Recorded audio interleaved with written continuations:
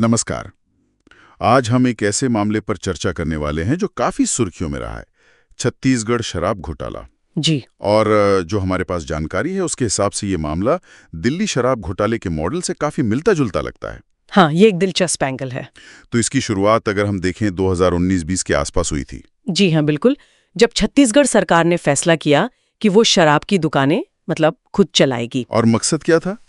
यही कि सरकारी खजाना बढ़ेगा और अवैध शराब की बिक्री पर रोक लगेगी। हाँ, इरादा तो नेक था, कागज पर तो यही था, लेकिन जो जानकारी सामने आई है वो बताती है कि नतीजा बिल्कुल अलग निकला। अलग मतलब कैसे?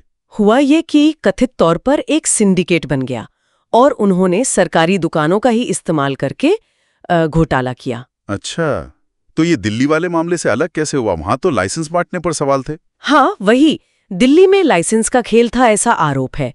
पर छत्तीसगढ़ में सरकारी दुकानों के जरिए ही जैसे फर्जी बिल बना दिए। फर्जी बिल? जी। और कुछ बिक्री ऐसी जिसका कोई हिसाब ही नहीं रखा गया।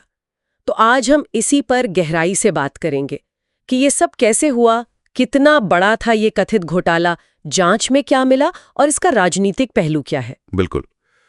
तो सबसे पहले ये समझते हैं कि ये फर्जी इनवॉइस वाला तरीका क्या था, मतलब ये काम कैसे करता था? हाँ, देखिए, सूत्रों के अनुसार तरीका ये था कि कागजों पर दिखाया जाता था कि ज्यादा शराब खरीदी गई है। अच्छा। मान लीजिए 100 बोतलें। हाँ, मान लीजिए। लेकिन असल में गोदाम में आती थी कम, शायद 70 या 80। तो बाकी 20-30 बोतलों का पैसा? वो पैसा आरोप है कि नेताओं और अफसरों की जेब में चला गया, मतलब सिस्टम को ही धोखा दिया गया। ये तो कमाल की बात है कि सरकारी सिस्टम में ऐसा हो पाया। और वो जो बिना हिसाब वाली दुकानें थी उनका क्या? हाँ, वो तो और भी सीधी बात थी। जानकारी ये है कि कुछ दुकानें ऐसी थीं जिनका सिस्टम में कोई रिकॉर्ड ही नहीं था। कोई रिकॉर्ड नहीं? मतलब उनसे जो भी कमाई हुई वो पूरी की पूरी काला धन बन गई और आपस में बांट ली गई। ऐसा ही लगता है, एक मल्टी लेयर्ड ऑपरेशन जैसा। तो जब ये सब खुला होगा तब जांच तो शुरू हुई होगी। ईडब्ल्यू ने क्या किया? हाँ, बिल्कुल। मामला सामने आने पर इकोनॉमिक ऑफेंसेस विंग यानी ईडब्ल्यूए ने जांच शुरू की। और जो दस्तावेज है उनसे पता चलता है कि जांच काफी विस्तृत थी। बैंक खातों की जांच हुई, फर्जी बिलों को खंगाला गया। और क्या क्या देखा गया? गोदामों के सीसीटीवी फुटेज देखे गए, शराब पहुंचाने वाले ट्रकों के जीपीएस डेटा को ट्रैक किया गया। मतलब हर एंगल से सबूत जुटाने की कोशिश हुई। काफी बड़ी जांच लगती है ये तो इस जांच से निकला क्या? कोई आंकड़ा सामने आया कि कितना बड़ा घोटाला हो सकता है ये? हाँ, आंकड़ा वाकई चौंकाने वाला है। जांच के बाद जो अनुमान लगाया गया उपलब्ध जानकारी के आधार पर, वो करीब 3,200 करोड़ का है। 3200 करोड़, ये तो बहुत बड़ी रकम है। जी हाँ। और इसी जांच के बेसिस पर 29 अधिकारियों के खिलाफ चार्जशीट भी फाइल की गई है। किन अधिकारियों पर?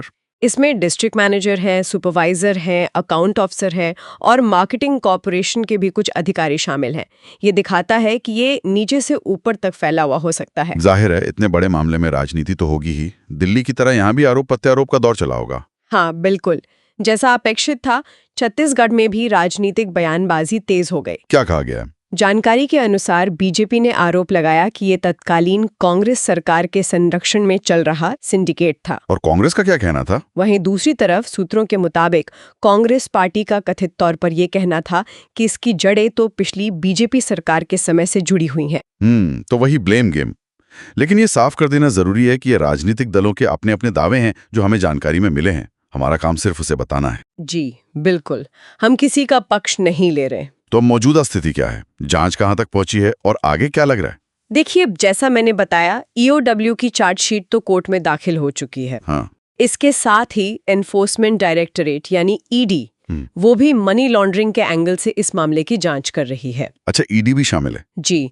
और सूत्रों में ये संभावना जताई जा रही है कि आने वाले दिनों में छत्तीसगढ़ में भी हमें दिल्ली जैसा माहौल देखने को मिल सकता है। दिल्ली जैसा माहौल मतलब? रेड्स, पूछताछ। हाँ, मतलब जांच एजेंसियों की सक्रियता बढ़ सकती है और पूछताछ हो सकती है और राजनीतिक बयानबाजी और तेज हो सकती है। तो चलिए आज की इस चर्चा को समेटते हैं।